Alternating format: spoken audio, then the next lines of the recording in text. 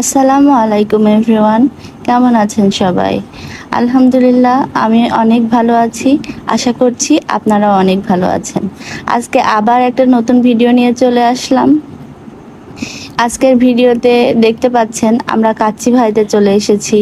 এর আগে তো কাচ্চি ভাইতে একবার আসছিলাম, সেবার প্রচণ্ড ভিড়ের কারণে ভেতরে ঢুকতেই পারিনি।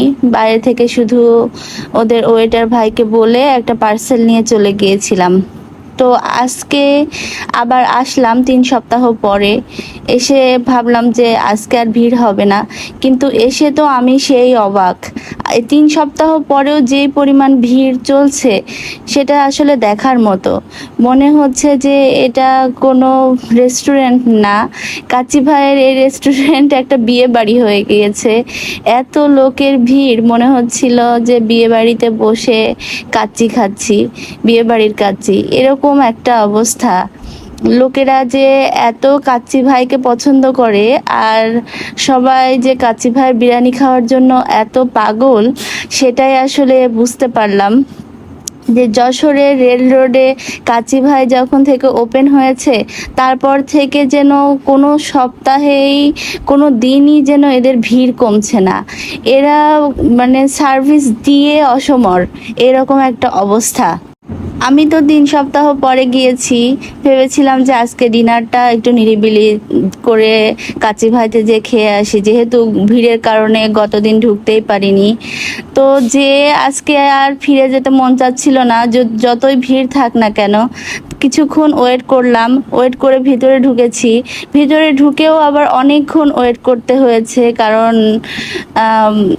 এত ভিড়। এক ব্যাচ ওঠার পরে তারপরে জায়গা খুঁজে খুঁজে বসতে হচ্ছে যে কোথায় বসবো, এরকম একটা অবস্থা। এক ব্যাচ উঠছে, টেবিলের পাশে অন্য ব্যাচ বসার জন্য রেডি হয়ে দাঁড়িয়ে আছে, এরকম একটা অবস্থা। যাই হোক, তারপরেও ভালো লাগলো যে কাচ্চি ভাইয়ের এত কদর, সবাই কাচ্চি ভাইকে এত ভালোবাসে, কাচ্চি ভাইয়ের কাচ্চি খাওয়ার জন্য সবাই এত পাগল। আসলে আমরাও পাগল, কারণ কাচ্চি ভাইয়ের খাবারের টেস্টটাই সেই রকম যে যে একবার খাবে সে বারবারই যাবে, এরকম একটা অবস্থা। যাই হোক, এই তো আমাদের কাচ্চি চলে এসেছে। আমি আর আদিয়ানের বাবা, আমরা দুজন 2 প্লেট কাচ্চি অর্ডার করেছিলাম। এক এক প্লেট 300 টাকা করে নিয়েছে। এই তো আপনারা দেখতেই পাচ্ছেন, এদের কাচ্চি আসলে দেখতে যতটা লোভনীয়, খেতে তার চেয়েও বেশি মজা। যাই হোক, আমরা তো অনেক মজা করে কাচ্চি খেয়েছি।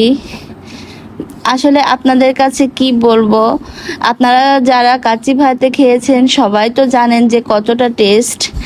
আর যারা খাননি তাদেরকে অবশ্যই আমি রিকমেন্ড করব যে যশোরে যারা আছেন তারা অবশ্যই চেষ্টা করবেন কাচ্চি ভাইতে যে একবার খেয়ে আসতে, কারণ এত টেস্টি খাবার আসলে মিস করা উচিত না। কাচ্চির সাথে আমরা আরও বাদাম শরবত আর বোরহানিও নিয়েছিলাম। এদের সব কিছুই আসলে মজা, বোরহানিটাও অনেক মজা, আর বাদাম শরবতের কথা তো বলবোই না, বাদাম শরবতটা খুবই মজা। তো আমার আদিয়ানও অনেক পছন্দ করেছে বাদাম শরবত, আদিয়ানের বাবা, আমি সবাই অনেক পছন্দ করেছি। তো খাওয়া দাওয়া করছি, এই তো দেখুন মাংসগুলো কত সফট, এদের রান্নাটাই অন্যরকম, অসাধারণ। আমার ইচ্ছা ছিল যে কাচ্চি ভাইয়ের কিচেনে গিয়ে আপনাদেরকে দেখাবো, কিন্তু যেই পরিমাণ ভিড়, তাতে আসলে মানে কি বলবো, যে ভেতরে বসে ভিডিও করাটাই কঠিন, সেখানে কিচেনে যাওয়াটা তো আরোই অসম্ভব। যাই হোক, আপনাদেরকে আমি নেক্সটে কিছুদিন পরে যখন ভিড়টা কম হয়ে যাবে তখন একদিন আবার যাব, সেদিন আপনাদেরকে দেখাবো। এই তো বাদাম শরবত অনেক মজার। যাই হোক, আমরা তো খুব মজা করে খাওয়া দাওয়া করে আসলাম কাচ্চি ভাইতে। তো আপনাদের সবার নিমন্ত্রণ থাকলো, আপনারা সবাই অবশ্যই যাবেন, এই স্বাদ কিন্তু মিস করা উচিত হবে না। ভালো থাকবেন সবাই, সুস্থ ও নিরাপদে থাকবেন সবাই। আল্লাহ হাফেজ।